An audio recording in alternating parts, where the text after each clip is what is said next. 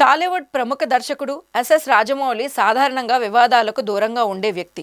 సాధారణంగా తన సినిమాల ద్వారానే వార్తల్లో నిలిచే ఆయన ఈసారి మాత్రం తన వ్యక్తిగత నమ్మకాలపై చేసిన వ్యాఖ్యల వల్ల విమర్శలకు గురవుతున్నారు.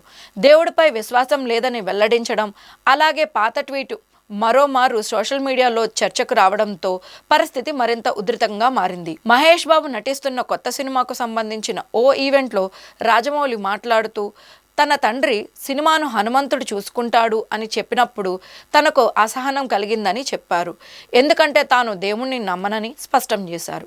ఈ వ్యాఖ్యలు బయటకు వచ్చిన వెంటనే కొందరు ఆయనపై ఆగ్రహం వ్యక్తం చేయడం ప్రారంభించారు. ఇదిలా ఉంటే 2011లో ఆయన చేసిన ట్వీట్ను నెట్టింట్లో మళ్ళీ వైరల్ చేస్తున్నారు.